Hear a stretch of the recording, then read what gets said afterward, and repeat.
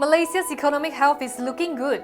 Corporate earnings are expected to more than rebound, the jobs market has stabilized, the consumer sentiment index is higher.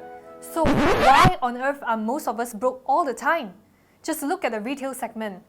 Do we see higher footfall or more shoppers in malls nowadays? Fine. Yes, it is true that getting parking in the Mid-Valley on weekends is the same as trying to get a seat on spaceship, but people are certainly not spending more. This is proven in the stats, which show that in the first quarter, retail sales dropped by 1.2%, which was worse than what people were expecting. And yet, GDP growth was a robust 5.6% during the same period. So what gives? According to Retail Group Malaysia MD Tan Hai Sin, the growth was only due to public and private sectors, and that it was not broad-based. It did not benefit us, the consumers. But let's be honest, we already knew that. And even if we didn't, it would be hard to ignore the spate of store closings that we saw recently. Starting with South Korean bakery Tulejur, cosmetics brand Nature Republic, True Fitness, Bulgogi Brothers, and restaurant Tim Ho Wan. What made it even more shocking was how quickly it happened. Literally here today, gone tomorrow. And even with all the doom and gloom, mall operators seem to think the solution is more malls. How else can you explain that in this year alone, KL has welcomed or will be welcoming 10 new malls?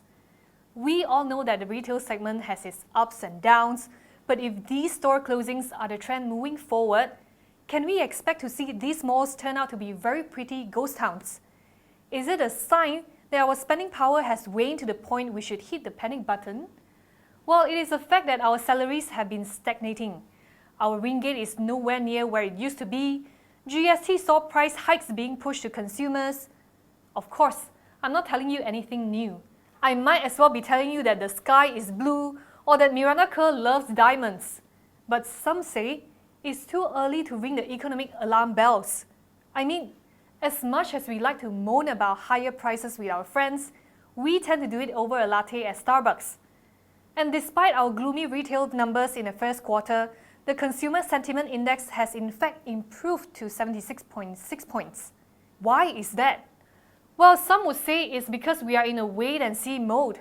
Just look at the States, where confidence in the economy is not translating into sales. Kate Warren, an investment strategist at Edward Jones, told CNN Money that Americans are more optimistic, but they are skeptically optimistic. So it seems that we do think that things are getting better, but we are holding on to our wallets for now, just in case. Malaysian retailers are feeling optimistic. Mary Brown, the David to KFC Goliath, is planning to open 30 outlets in Malaysia this year. The Taiwanese franchisor for Cafe Donuts is reportedly doing well and looking for more franchisees. On the overall outlook, the Malaysian Retail Chain Association thinks that sales from July to December will see improvement. Meanwhile, Sunway University Business School economics professor Ye Kim Ling says there has been a rise in investments in terms of capex, wages, and hiring in the last couple of months. It just needs some time to catch up with the indicators. So while we are not going to wake up zillionaires anytime soon, things may not be as bad as they seem.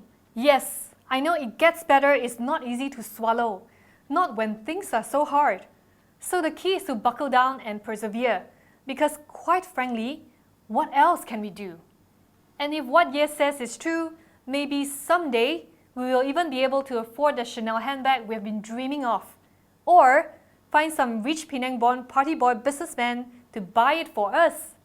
Whichever comes first. Just saying.